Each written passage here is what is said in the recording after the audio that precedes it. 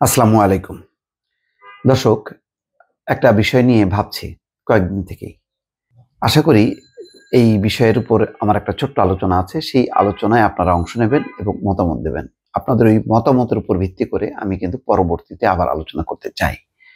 সেই কারণেই বলছি যে আপনারা অবশ্যই মতামত দেবেন।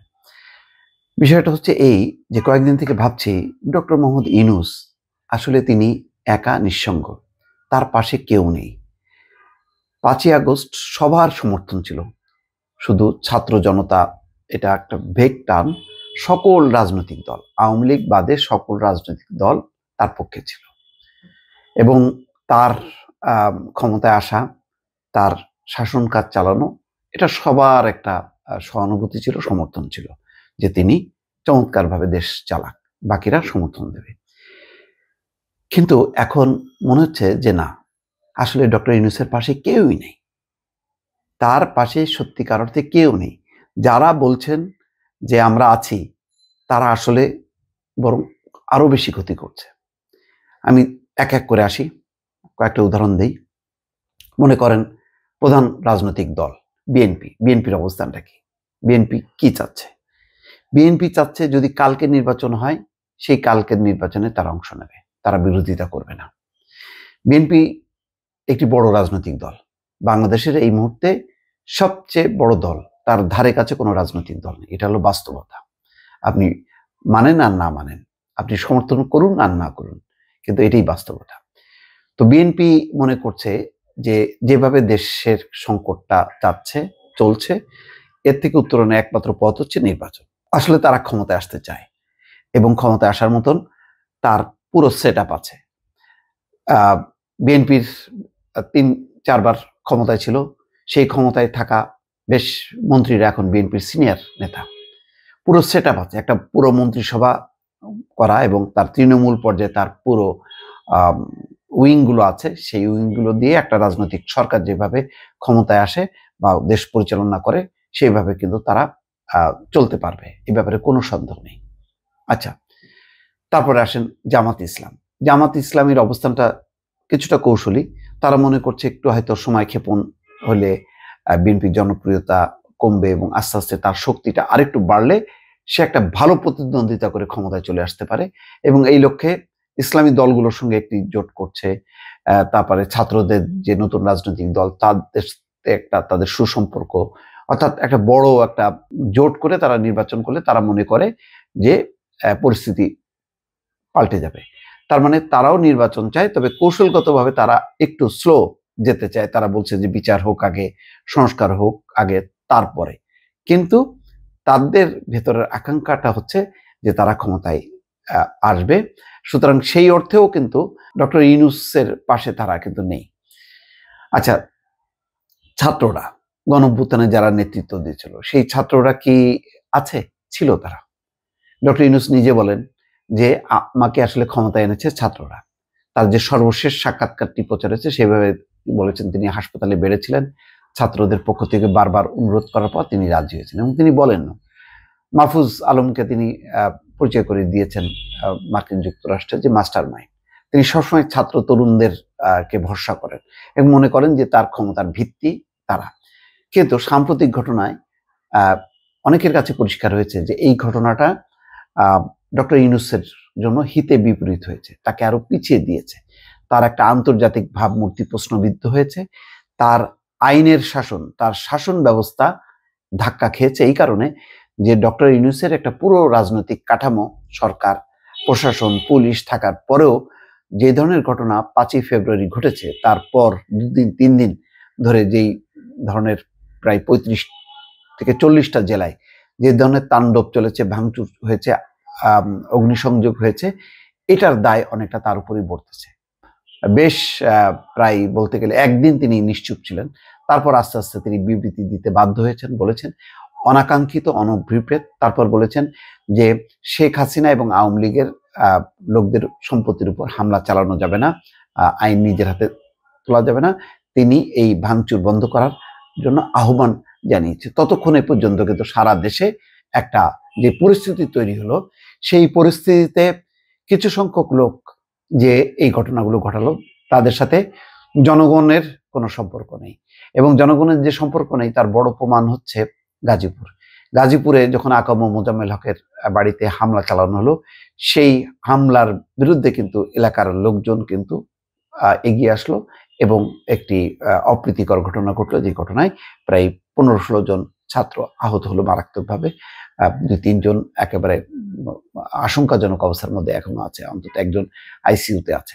তো এই পরিস্থিতিটা তৈরি হলো কেন? তার মানে জনগণ কিন্তু আর পাশে থাকলো না। কিন্তু এটা 5ই আগস্ট যদি বলেন বা 6ই আগস্ট, এটা অকল্পনীয় ব্যাপার ছিল। হাজার হাজার মানুষের ইনভলভমেন্ট ছিল, এবং যেভাবে বুলডোজার চালানো হলো 32 নম্বরে, যেভাবে প্রকাশ্যে লুটপাট হচ্ছে, সেই সিমেন্ট, রড, বালু জিনিসপত্র নিয়ে যাচ্ছে, সেখানে পুলিশ প্রশাসন নির্বিকার তাদের সামনে, এটা কিন্তু মানুষ কিন্তু বিস্মিত হলো, অবাক হলো এবং ধাক্কা খেলো।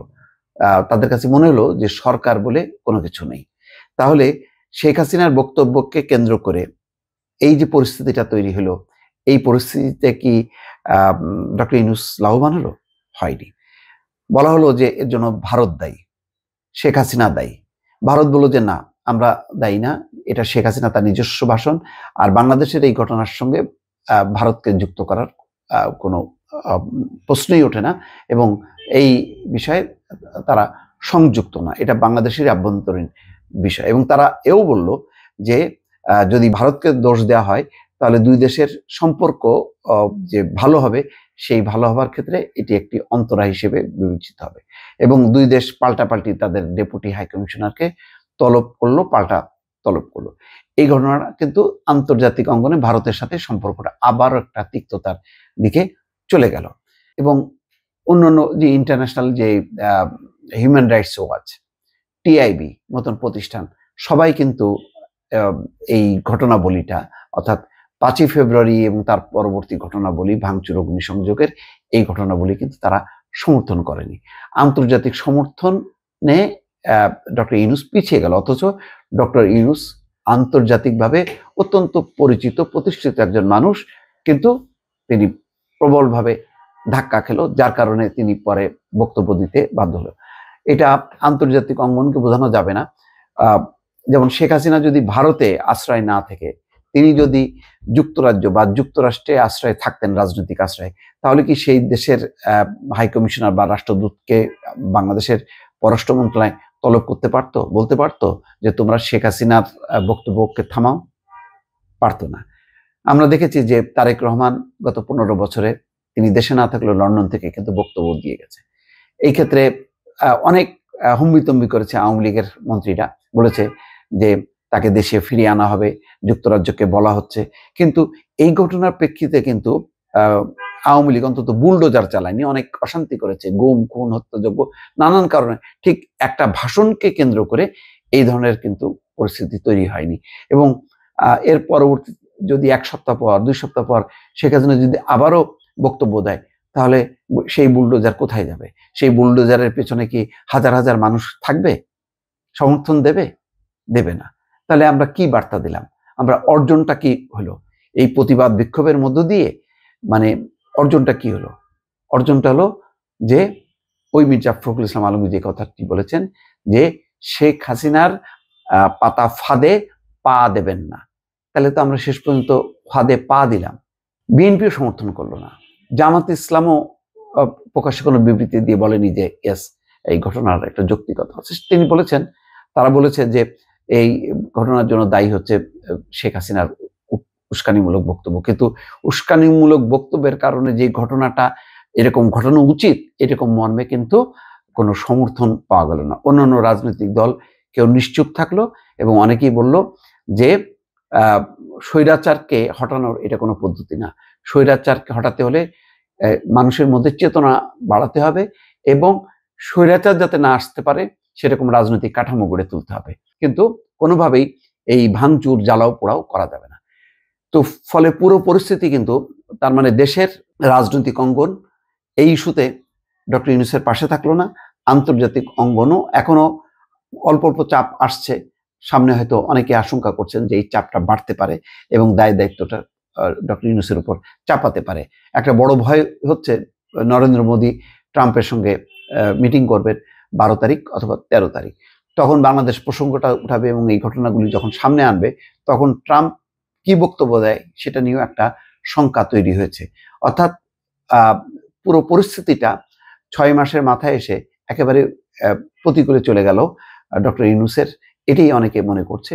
সেই কারণেই দর্শক শুরুতে আমি বলছিলাম যে ডক্টর ইউনূস সত্যি এই মুহূর্তে একা এবং নিঃসঙ্গ, তার পাশে সেই অর্থে আসলে কোনো রাজনৈতিক শক্তি নেই। প্রশাসন, পুলিশ তারা কি আসলে ডক্টর ইউনূসের পক্ষে আছে? থাকা কি সম্ভব? না। এই প্রশাসন, পুলিশ রাজনৈতিক দোষে দুষ্ট। তারা গত 15 বছর ছিল আওয়ামী লীগের শাসনে সুবিধাভোগী একটি প্রশাসন, যারা হিষ্টপুষ্ট হয়েছে। তো তারা তো টেকনিক্যালি আছে, বেকায়দায় থেকে তারা এখন আছে, কিন্তু সেইভাবে একেবারে ডক্টর ইউনূসের রাজনৈতিক উইল বাস্তবায়নের জন্য তারা যে মানে প্রাণপণ লড়াই করবে, সেই লড়াই করার মানসিকতা কিন্তু পুলিশ প্রশাসনের নেই।